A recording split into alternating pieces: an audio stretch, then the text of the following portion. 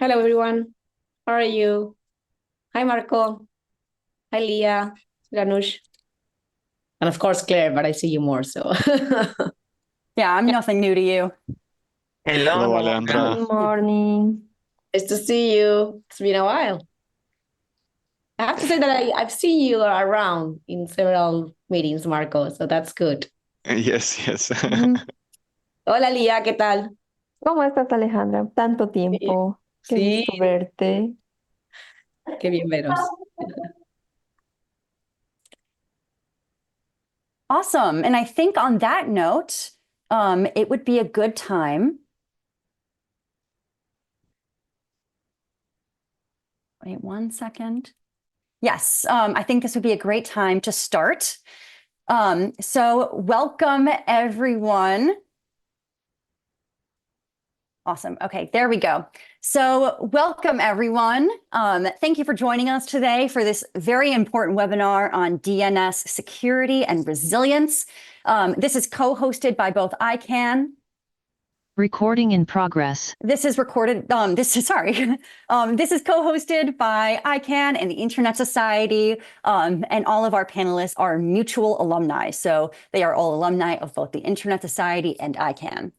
I bet many of us know DNS, domain name system, and it serves as the backbone of the internet, and it connects users worldwide to information, services, but they are a target of cyber threats. And it is important that as a community, we understand what are the threats in DNS security and how we can be resilient. And most of all, the role of multi-stakeholder organizations and making sure that we can thwart threats whenever they come.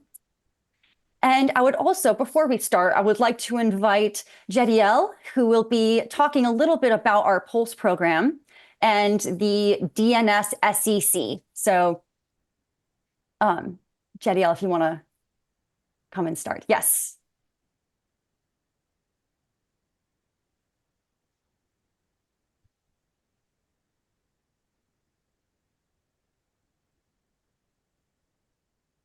Jediel, are you having issues?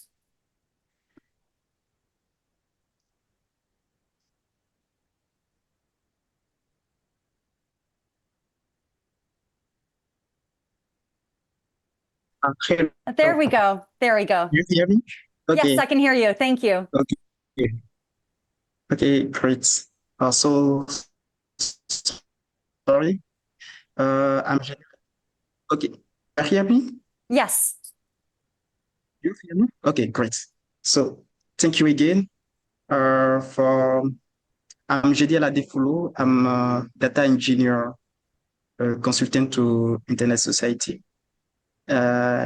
It's a pleasure for me to come here and talk about a Pulse platform. So, firstly, I want to talk. What is a Internet Society Pulse?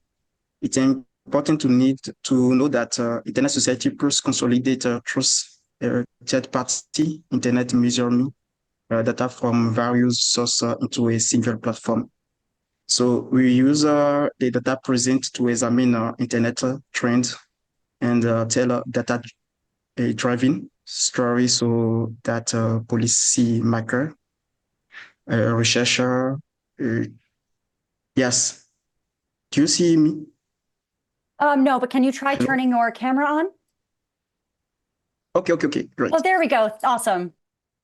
Okay. Okay, great. Thank you. So I say that Internet Society Plus consolidate third-party internet measurement data from various sources into a single platform. So we use the data present to examine internet trends and tell data driving stories, so that policy makers, research journalists, network operator, civil society group, and other can better understand the availability, evolution, and resilience of the internet. So on Pulse, we track internet shutdown, estimate the economic impact of a shutdown using the Pulse net loss calculator, measure internet resilience, track the number of internet exchange points around the world. and offer country reports, an easy way to get an overview of the state of the internet in every ISO country in the world. So what about a DNS specific? I want to share a few links to the chat. So the first link, you can see that about the DNSSEC part, 2 and 3 country codes domain are secure with DNSSEC. To the second point is 1 in 3 internet users are protected by DNSSEC validating resolver. Another point statistic about DNSSEC, you can say that some countries, such as Sweden, have provided incentive for DNSSEC adopting, and consequently see relatively high level of naming security coverage. So most internet domains have very low level of DNSSEC adaptation. Why you can say, for example, .com domain is only 4% SIMD. So now the another question about the DNSSEC is how you can you can track this data to the PULSE platform. So it's important to know that all data that you use, you present to the PULSE platform, you can get this data to the truth source, to the tools provider. To the platform, we have many types of data about the DNSSEC. The first data is data about DNSSEC validation. Another data is about the DNSSEC adaptation. So what is different about this is DNSSEC? The first DNSSEC validation is about the DNSSEC of the TLD. The DNSSEC adaptation is about the CCTLD. So to verify if the DNSSEC adaptation for the CCTLD is applied or no. So you get the data about the DNSSEC validation to the APNIC and data about the DNSSEC adaptation to ICANN data. Thank you, Jediel. Yeah, thank you. Yeah. Thank you so much for educating us about the PULSE program and about DNS SEC. And please, everyone, take a look at those links after the webinar because they will provide you some very interesting and important information about our PULSE program. Now, I would like to invite our panelists for this webinar. So we have Jackie Akello, we have Kanaan and Ngutu, we have Leah Solis, and we have Marko Paloski. Thank you all for joining us today. If you could all please turn your cameras on, lovely. Kanaan, I know it is, thank you so much for joining us. I know that it is a quite early morning for you. It's probably around 3 a.m. in Kiribati, so thank you so much. But I would like to provide all of our panelists an opportunity to introduce themselves and share a little bit about what is their take on the current state of DNS. Leah, would you like to start?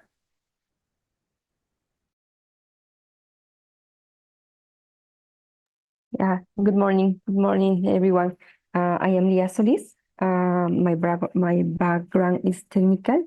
I work at ISP a lot of years, and I work with DNS for ISP in the DNS resolvers and authoritative. I love this environment of DNS, and I am systems engineer. Thank you. Awesome. Thank you for sharing. Marko, would you like to go next? Yes, thank you. Hi everyone, I am Marko coming from Skopje, from Macedonia, and I work as a system engineer in one private company, more on the infrastructure part. But besides that, I am also coordinator of the Internet Governance Forum North Macedonia chapter, and I've been part of the Internet Society fellowship and also of ICANN Next Generation and fellowship.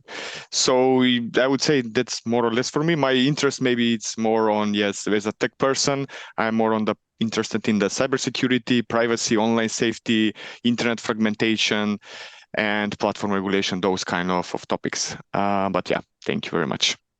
Thank you. And I love that Marko once again highlights that everyone on this panel is both an ISOC alum and an ICANN alum. They are all experts in this field and have taken the best fellowships in the industry to prove it. So Jackie, can you please introduce yourself and share what your opinion is on the current state of DNS? Okay, thanks so much for that, Claire. Hi, everyone. It's a pleasure joining you on this call. It's 6 o'clock in Nairobi. It's almost evening over here, or rather it's evening. So I am an AI research fellow at Research ICT Africa, and my work strongly revolves around AI and data governance. So I mostly do research and policy analysis on topical issues that emerge on AI and data governance. Other than that, I've also been privileged to be an ISOC fellow. So I was part of the 2020 cohort. And yeah, I was part of the 2020 cohort, and I go to attend the IGF also through the fellowship. I've also been a fellow with ICANN for several times. So that is the ICANN 73 meeting and ICANN 77 meeting. So it's a pleasure joining you all on this call. And I'm looking forward to hearing your opinion and even just chipping in the conversation on the DNS security. Thank you. Thank you. And Kanaan, would you like to, I know you have your camera off, but would you like to introduce yourself and share a bit about what you're up to professionally and what your take is on the current state of DNS? Yes, absolutely. And first of all, it is a pleasure for me to join this conversation, despite the fact that it is very early in the morning in this side of the world. But yeah, so my name is Kanaan. And as you already mentioned before, we are all part of the ICANN and ISOC alumni. I attended 2 ICANN meetings and also 2 ISOC meetings in the past. And right now, I work on a number of stuffs. You know, I do consulting works in the ICT space. I also work with ITU on the Smart Island project in Kiribati. But at the same time, I also leading an NGO called GDO Kiribati that's work to promote cybersecurity and digital literacy within the community here in Kiribati. Yes. Thanks. Thank you. And I think something I want to share is what's something very special about this group is that they all are from very varying stakeholder groups. So they all have a very different opinion and different view of DNS security and resilience. So I'd love to start with you, Leah. So in your work, what is the role of DNS security and resilience in the work that you do? And what is your take on where we stand in that space in October 2024?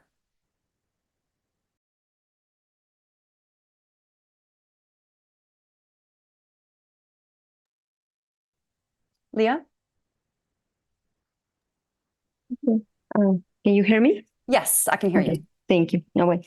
Okay. DNS is a service with a definite function, which is to translate domain names into IP address. With these addresses, the package can follow the best path defined by the routing equipment. Can you imagine a world where all users have to memorize IP addresses? Oh, no. Precisely, one of the factors that has promoted the growth of the internet in general is the ease of the use thanks to DNS. DNS is a critical service for internet accessibility. Therefore, it deserves special attention in security context. To name a few, we can mention poisoning in queries where the origins of DNS responses are changed and contain false information. To manipulate the destination of the package. The technical community is has hard work for to avoid these threats. Thank you. And you mentioned the technical community, and that makes me want to go to Marko. Based on your work and what you do, how do you feel that DNS has changed maybe over the past 10 years? How have the security risks and our models of resilience in DNS changed? Yes, thank you for the question. I mean, it's interesting one. Even when you mentioned 10 years, I would say even in the last 2 or 3 years, what has changed, not just 10 years, because it's in today's world, I mean, every year we have a lot of new, how can I say, challenges and opportunities and new technology, new versions, everything is changing and going, let's say, in a better direction. But yes, I agree. I mean, the question is, as I mentioned in the first sentence, is now I would say it's a good question. I mean, we also as a people a little bit more aware of the things because we use now the technology every day and more it's using. But on the other side, I think because of the use of technology on some of our things or skills, we are still lacking the knowledge, or maybe not the knowledge, but maybe to have the focus on the things. And that's why I think in the last years, I think we have more and more cyber threats, especially on the DNS side. I mean, different kind of attacks. And this is rising because, as I mentioned, we are more dependent now on the technology. We have in every every device, even now in the cars, we have like technology and system and a computer, which that makes us more, how can I say, more a target to attacks, even if, I don't know, as you mentioned, in the 10 years before, it was maybe the targeted, how can I say, the targets were the institutions, maybe the companies, the governments. Now, I would say still they are target, but now also the end user is a target a lot.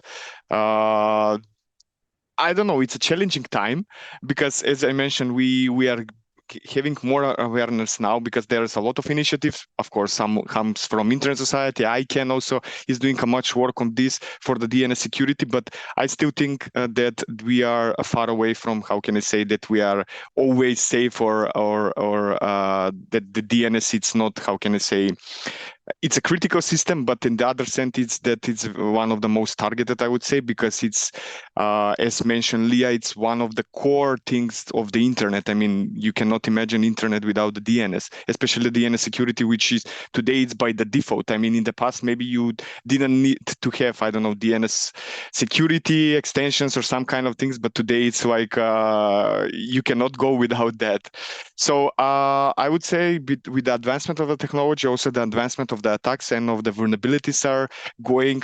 We have now artificial intelligence, which is, I don't know, you can ask ChatGPT to write you or to give you some vulnerability of some site, or maybe to make you a tool, which on the one hand it's nice because you can see and test more the systems because you can see how the machines are working, but also it gives a lot of power to some people or with bad intentions, or maybe they don't have bad intentions, but when you have the tool, you can try it. I mean, so yes, as I mentioned, it's challenging, but our work is very crucial. I mean, also from the tech people, but they're nonetheless from the policymakers and all other people, because it's also the topic is important, multi-stakeholderism here, as I mean, both organizations are speaking, but it's one of the crucial things because I think the internet is like it's based on the multi-stakeholderism and it should continue on that. So I think from each stakeholder, it's their work is very, very crucial to, especially to these times where we are now facing. I don't know if I directly answered the whole question or a little bit going the outsides, but it's yeah, I wanted to try more to give some answer. You definitely brought up a very important point, which is that the more our lives become increasingly digital, they are equally vulnerable as much as they're increasing, because as much as our lives, as you said, in our cars and everything, we have a computer these days. So it makes sense that as our usage of these things increases, so does our vulnerability. And Kanaan, I want to go to you because I know you work a lot with the community in your area. And since you do a lot with cybersecurity as well, I'm curious how you've been able to talk to the people in your community about this topic, and if you've been able to find ways to bridge a technical gap for people who obviously know about the internet, but they don't necessarily know about the infrastructures in place that keep it as safe as it is. As Marko said, you can't have the internet without DNS, but many people don't know about it, actually. So when talking to your community about cybersecurity, how are you able to fold this in? Yes, thank you. And I think my discussion on this topic would be revolving around the Pacific experience, coming from the South Pacific. We know the DNS as it is, and its role in the whole infrastructure of the internet. It is one of the crucial elements that needs to be protected. DNS, we know its importance, as it can determine the fate of the internet, and in order for the resources to be accessible on the internet, we need this critical element. But this is especially true in the Pacific Island context. We've been operating from the other side of the world practically, and known to mostly everyone in the Western world. But we dependent entirely on the internet, and we have stakeholders that involves in shaping the internet as it is, and going forward. But sadly, most of the people, especially the people that's supposed to have a role in maintaining this resource, do not necessarily know this critical element of the internet, right? And I think it speaks to the fact, the importance of getting more and more people to involve. And I think engaging the people would start at, building the capacity for these people. And as you rightly mentioned, I learned a lot of things, and one of it is that most people lacks the knowledge of DNS. They do not even know what are the vulnerabilities, what are the security threats that undermining the DNS operations, and that is in the Pacific, right? And when you talk about cybersecurity, people in my community tends to be very vulnerable compared to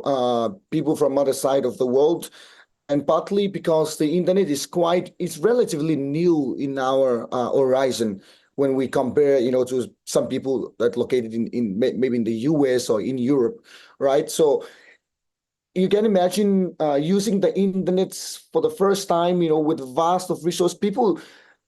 People believe that the internet is a really good thing, and it is, that is the fact, but they do not know what are the threats outside, or inside the internet.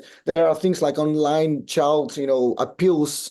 Those are, the scams, and, the attacks that it's been conducted on the networks and on individuals as well. So these are the things that people in the Pacific lacks knowledge about, and make them all the more vulnerable to this kind of attacks. And it is the same when you consider with DNSSEC.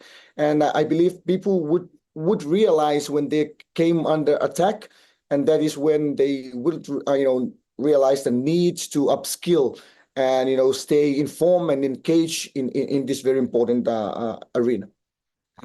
Thank you for that answer. I love what you said. And I think that you make a great point when you talk about capacity, is that people don't know what they don't know. And if they had the resources to be able to learn best ways to protect themselves, then it might be easier for them. And luckily now in 2024, we have AI, and that is providing a lot of new opportunities to build the capacities of people in a lot of different realms. And I would love to jump to Jackie and see if she could bring us any kind of information or insight into the role of AI and DNS, and if people are using artificial intelligence to help either teach themselves or to keep themselves safer.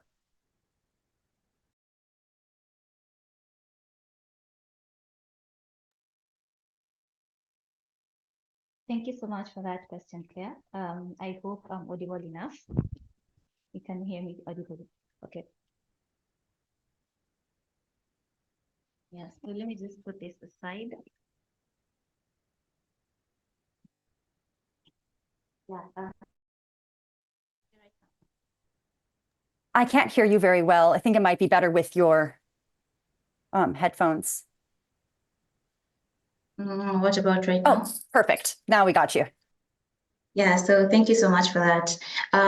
My colleagues have shared very important insights on the security of DNS and also just the state of the DNS currently right now in the globe. So I'll share some insights on what role AI plays, particularly in just keeping the DNS system. What we've seen recently, particularly in the past years, AI has really grown. And right now we have generative AI and ChatGPT where people can just get information on their laps. And the role that I see AI play, particularly in the African context, and also just people in the grassroots level and in the education systems, is that it now educates people on the DNS systems. People get to see how crucial the DNS system is, how it works as an infrastructure, and also just get to understand the crucial role that it plays.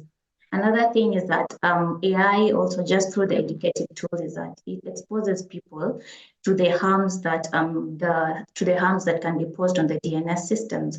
So people know that, okay, in as much as the DNS infrastructure is a critical infrastructure, just people communicating and even just reaching out to each other, there are harms that exist when using these systems. And they're also equipped with information on how they can protect themselves. Another thing, just as my colleague has mentioned, is that AI is also being used to also cause insecurity in the DNS system. So things to do with cybersecurity harms and even attacks are just created just by the use of AI systems.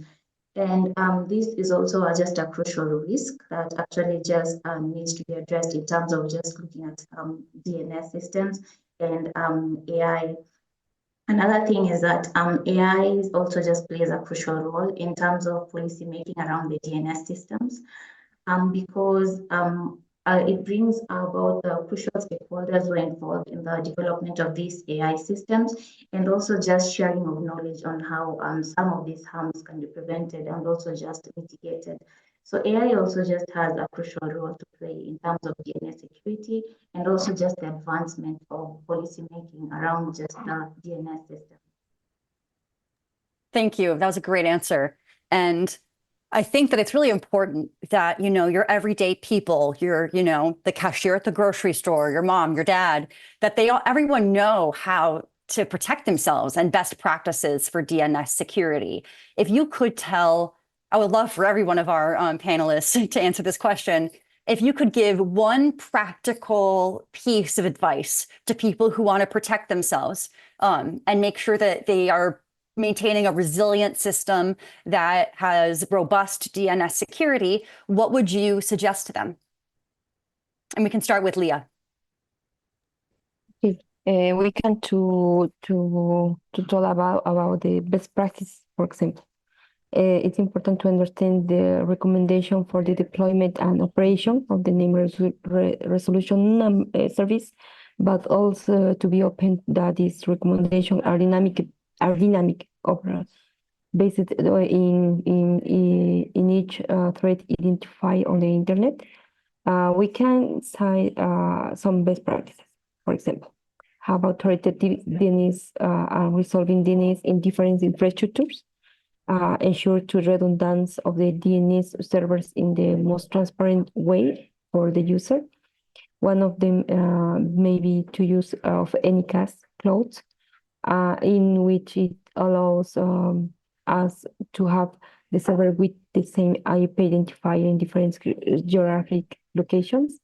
Carry out a good dimensioning of the infrastructure based on the traffic generated by our users. This is measures specifically restrict recursive queries to the IP addresses of target users.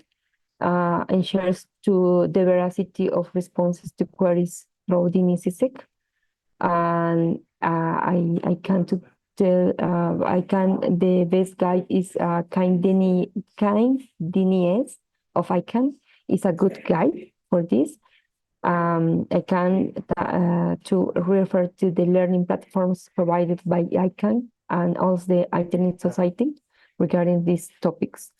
And at this point, I want to add that all parties must understand that DNS is not a tool for blocking, This is a very broad topic that may be raised for another webinar, but I consider it important to mention it to lead the multiple actors thinking.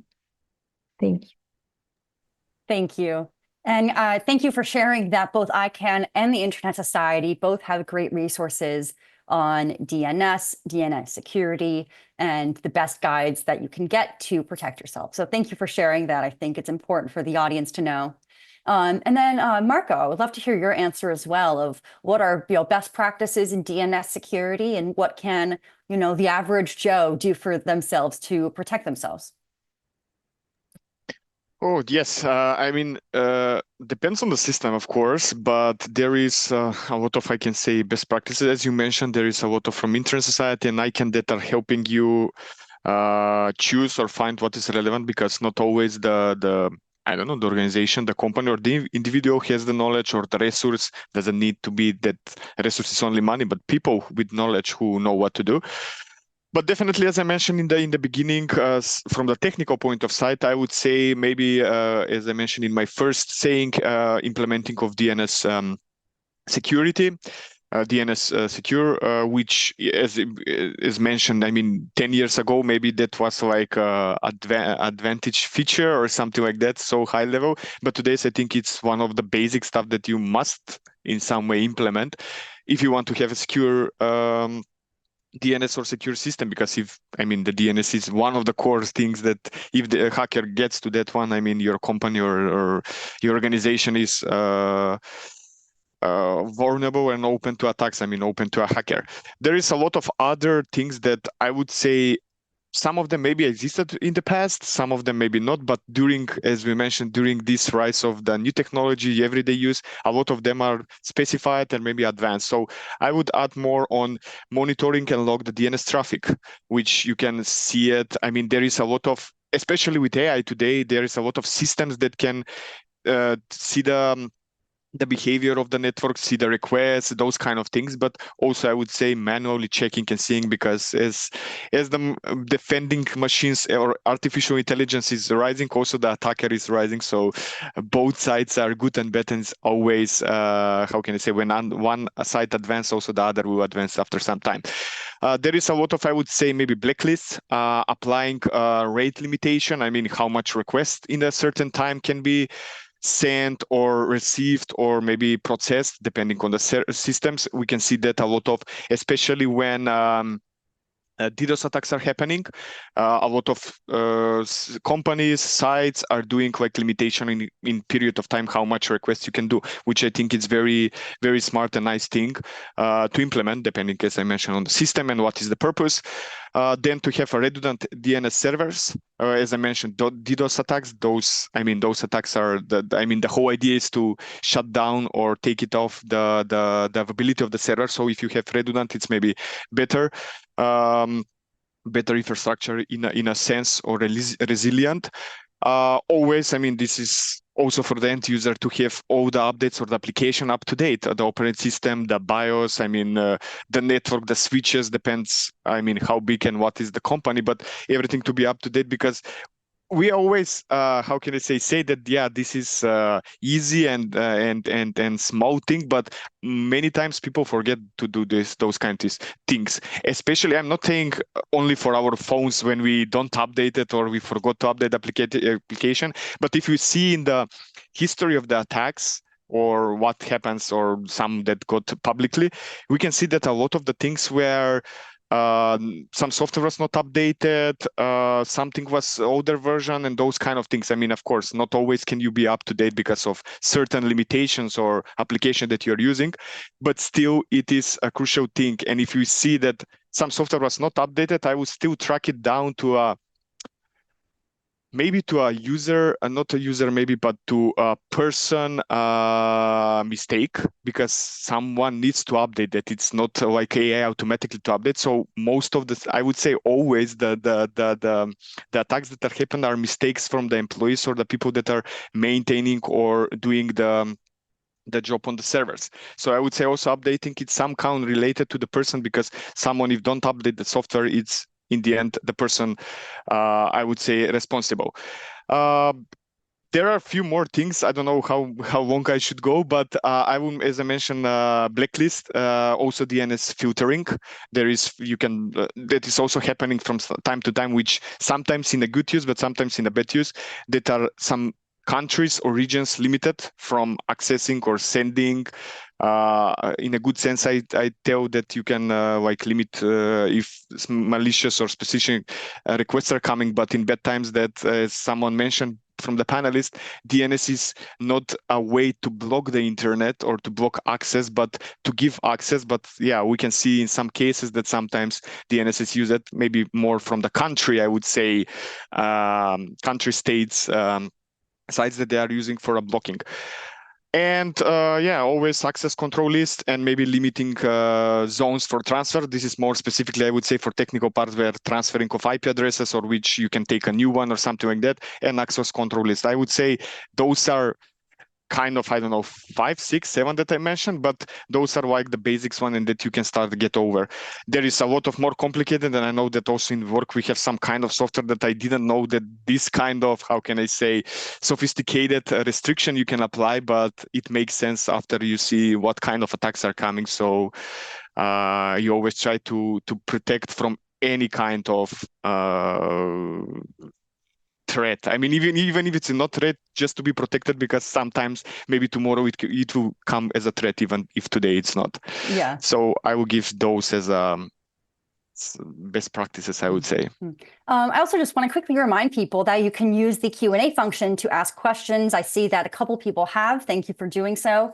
And to our panelists, if you see a question in the Q&A and you feel compelled to answer, please do. Absolutely.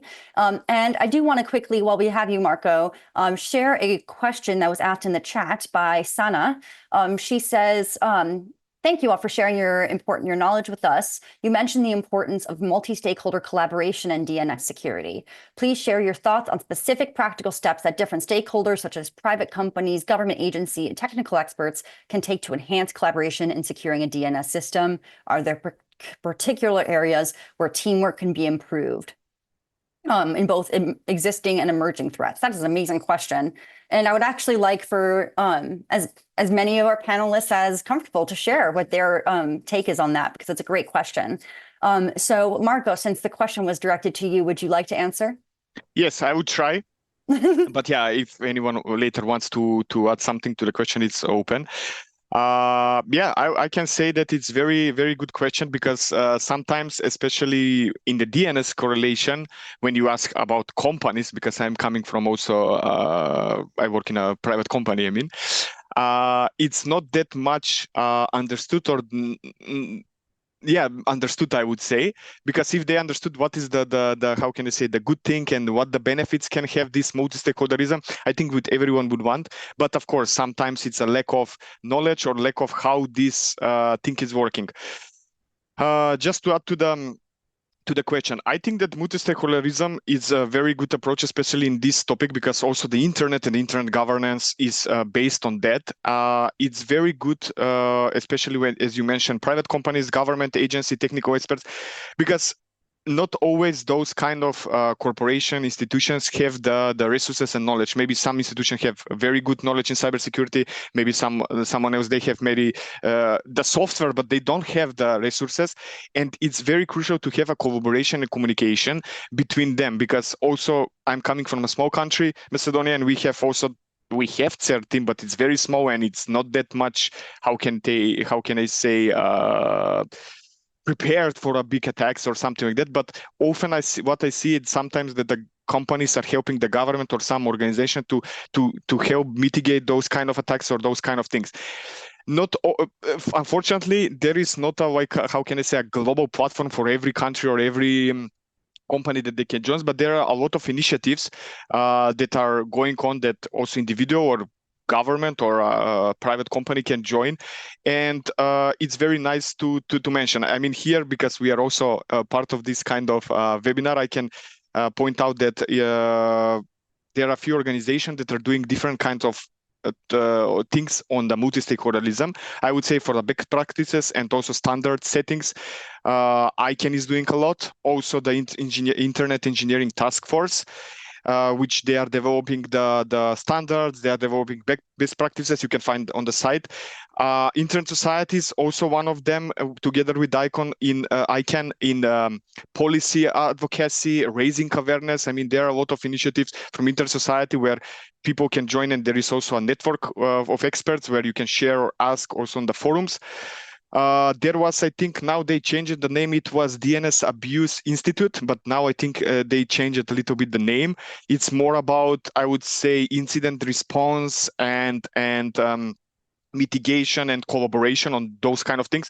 So I would say there are many, how can I say, platforms or maybe forums or this kind of type things that can be useful for company organization and those kind of things. But I still see the lacking of the usage and maybe the lacking of how the companies and governments and or for organization, I wouldn't say that much, but for companies and governments, I see the lacking of the benefit of joining or using that much. I mean, the companies sometimes they say, no, we can pay someone, we can solve this, we don't want to collaborate, or sometimes the companies doesn't want to share what happened even publicly. And the government depends on the government, of course. Sometimes they want just to make by themselves, or maybe they are doing. I mean, we had the case in our country where it was attacked the server, but in the end it came up that they were the one who organized that. So to, I don't know, steal or launder money or some kind of stuff. So it's sometimes it's a problem, but I would say that it's very, very crucial thing, because if everyone collaborating, it will be much more easier to mitigate attacks and also to be more safe and secure. I agree with you. And I think that what you say about when governments will just, try to do it within the government, of course, they probably have a whole various and variety of different skill sets within that government, but really nothing formative and nothing true, robust change happens alone.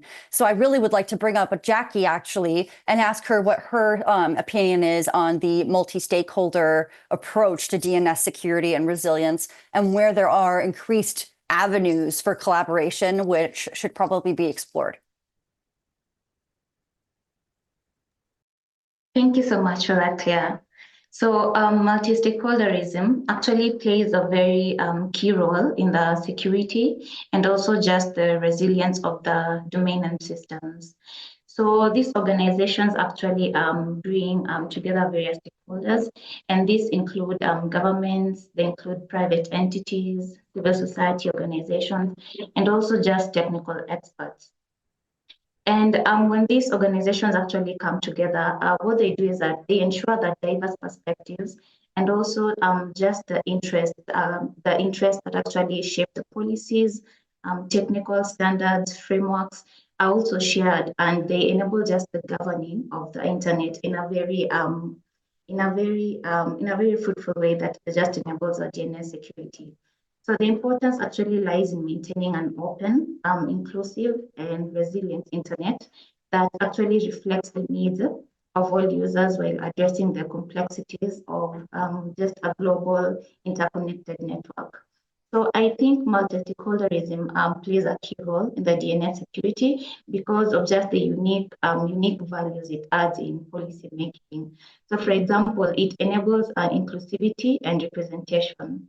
So what happens here is that multi-stakeholder organizations actually bring together different voices from let's say, governments, the private sector, and technical entities.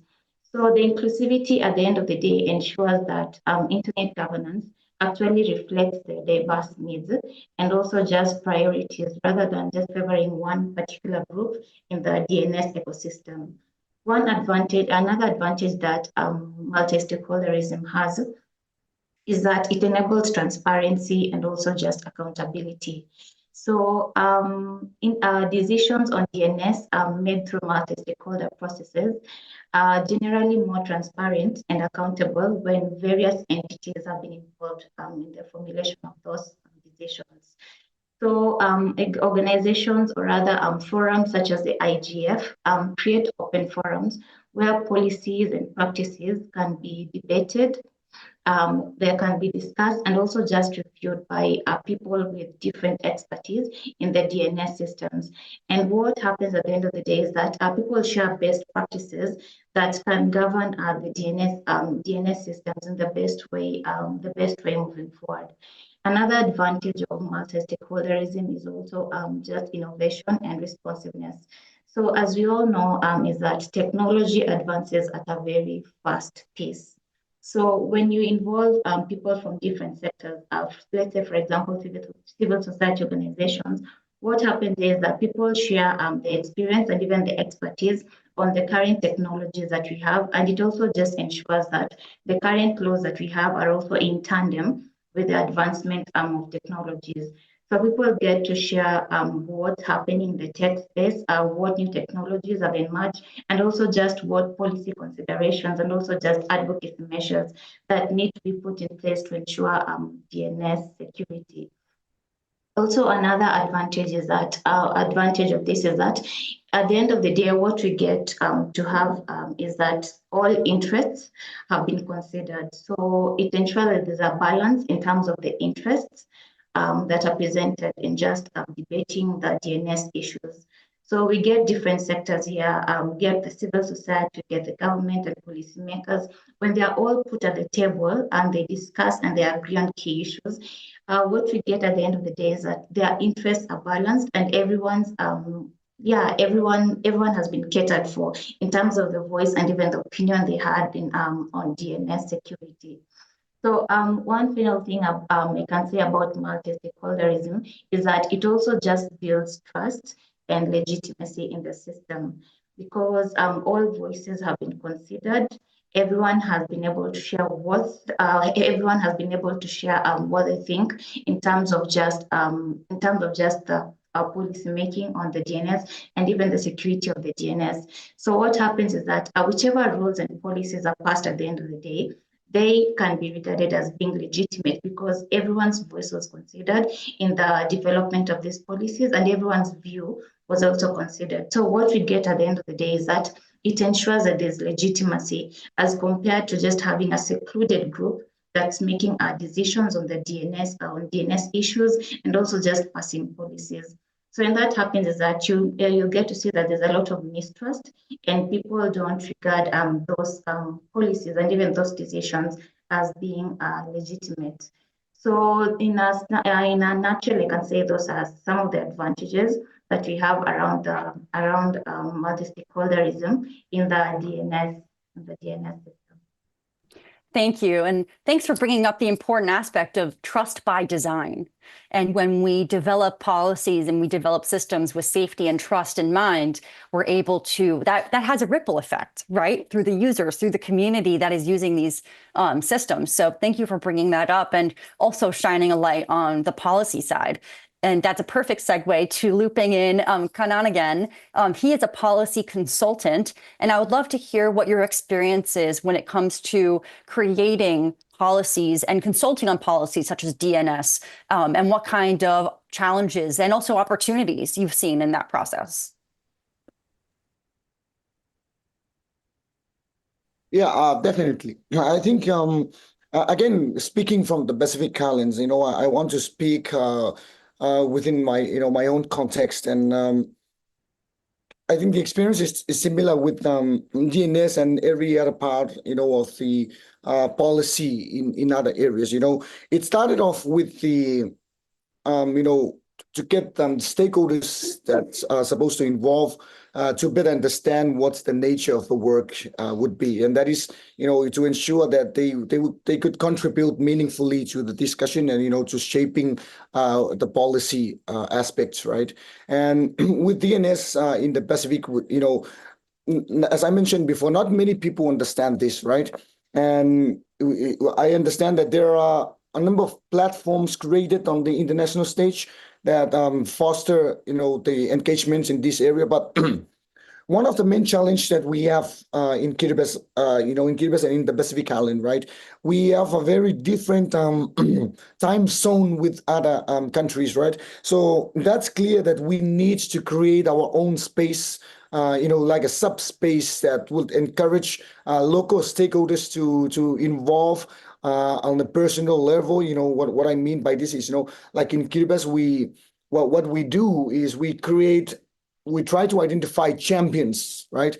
Champions that would encourage others to come on board and to discuss these things. And I think this is where the support of ICANN and ISOC in producing the resources that we can use locally, and we can translate those things, just to ensure that the people with interest have a comprehensive understanding, because that is where we will start to build the capacity from the local level. And as they become mature or acquainted with the knowledge that necessary, they could take this and bring the engagements to the regional level and to the global or international level in terms of discussing on the matters that relates to the policy. I think that is where how we should start in the Pacific, and it also applies to other parts of the world that consider themselves isolated from the entire global community. You need to start within your own society and bring on the stakeholders and build their capacity, because from there you can ensure that once they want to take their engagements to the next level, they will be able to be more meaningful and efficient in that aspect. This applies to DNS, and it also applies to every fields where you need to develop policies and engage multi-stakeholder model. The role of champions in creating robust systems and policies that protect the internet and defend the internet is crucial.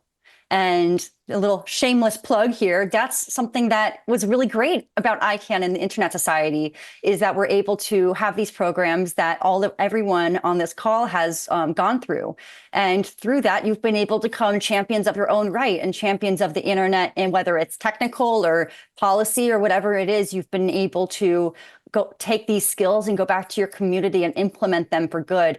And it's important that we continue to be able to create and develop champions such as you four, so that you all can really do, honestly, kind of the legwork of internet defense. It's really you all on the ground in your positions, in your jobs and in your life, really protecting the internet and doing everything we need to do. So thank you all so much for everything you do. And thank you so much for everything that you've added to this conversation. And before we have to close because of time, I would love to make it to the 3 questions we have in the Q&A. And I'll start with first by Ryan Udin. What vulnerabilities in DNS make it susceptible to spoofing attacks? Would you like to answer that one, Leah? Sorry, could you repeat? So the question is, what vulnerabilities in DNS make it susceptible to spoofing attacks? Okay, when maybe we have to verify the IP address. We have to implement anti-spoofing methods in our infrastructure, and the principle for DNS is DNS Sec. Thank you. And then we have another question from Nicholas, who is one of the Internet Society alumni. So he says, how can the DNS framework be optimized to support quantum-resistant cryptographic algorithms? What a collection of words, wow. In DNS SEC as advancements in quantum computing, such as quantum annealing threaten traditional encryption methods like RSA 2048. Nicholas, you are testing my ability to talk today. Wow. So Marko, would you like to take that one? I would try, because I'm not that much in the quantum computing and those kind of cryptographic, but I know that Nicholas is very much, because also last year at the IGF in Kyoto, he was also discussing and asking questions about this. I'm not sure, but I know that this Kin DNS, framework, which is also from ICANN, it's the whole idea that I previously speak about multi-stakeholderism and a place where for best practices, this is the one example that ICANN is also doing with this framework.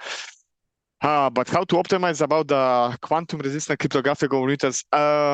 That's a You good said that question. with such ease. You make it Yeah, sound so he's easy. like talking like a normal cafe chit chat, but I think that the cryptographic, especially now with the quantum computing, I mean, we are still far away from those kind of big processing, but someday eventually we will be there. And I think that quantum computing plays a big role now especially in cryptographic, for those that are less, how can I say, safe or less secured, because it will be much more easy, I mean, with the quantum computing for the time to decrypt or to find the encryption key. Let me just think about a little bit. So we can also get to the next question, and you can. I would say that nice. That also because this thing is relatively new. I mean, it's in the research. There is few commercial also projects and the things that are actively doing on this. But I think that also the more of the systems will get, how can I say, more advanced, and also in this way quantum advanced, let's say, and it could be more easy to be implemented or optimized. As I mentioned, I'm not really sure because I am not that much involved in this quantum computing and especially crypting with quantum computing. But my idea is that with the time also the systems will be, I mean, of course, more advanced and more think and more easy to optimize or how can I say, configure with both things, because it will be more space for that. But I'm not sure if I answered. Knowing Nicholas, I know that it is not the fully answer. So unfortunately, Jackie has to drop off, but thank you so much, Jackie, for all of your insight today. And thank you for lending your excellent DNS and legal mind to this talk. And now we have another question. What steps can be taken to encourage widespread adoption of its security practices? And I would like to go to Kanaan for that one. Yeah, I guess, the answer is obvious in here. We have to make, to make people more aware, especially the organizations, right? They need to be more aware of what the threats are, and also to guide them, and teach them on what measures to take in order to start implementing the, securities around the DNS infrastructure. That is what is very important for me, because as far as I know, with the a lot of organizations that I worked with, I know that most people, even in the ICT department, they do not even know about how to take measures to protect their DNS infrastructure. And most of the especially in the Pacific context, again, their network is so simple. There is no sophistication in there, and so how can they implement DNS when they do not have the a proper network infrastructure? So in order to encourage people to adopt and implement best practices, we need to educate these people and show them how it's being done. And so I think that from there they can build their knowledge moving forward. It's a great question and a great answer. So I'd love Leah to tackle this one as well. And I think that this will be the last question we answer before we have to unfortunately close the webinar. But Leah, I would love to hear from you on what we can do to increase adoption rates of DNS.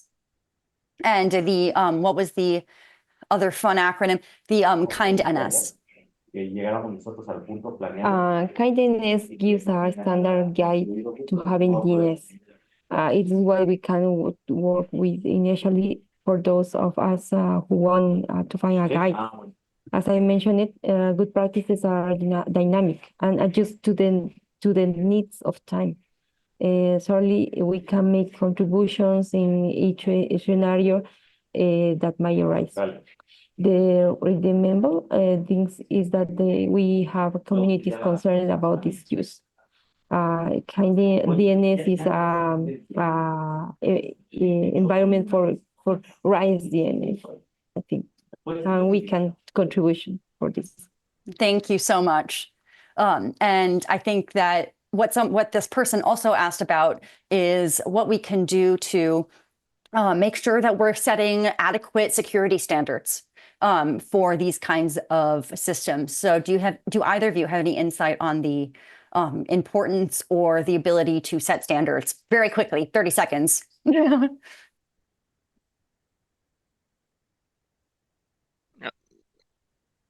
Who You can go ahead, Marko, really quickly. Wait, can you just repeat the question because I was. So what can we do to ensure that we're setting appropriate standards? Ooh, that's a good thing. I don't know. Check the best practices, maybe. Check what are some known things in the international and from organization like ICANN or Internet Society. Check also with your local, I don't know, country or community what also others, institutions or governments are doing, or if there is a law. I don't know about that, but still check it.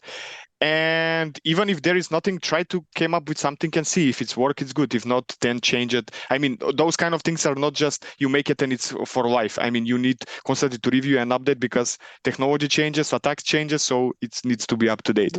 That's all. Awesome. And on that perfect note, we do have to end this webinar. Thank you so much to our speakers.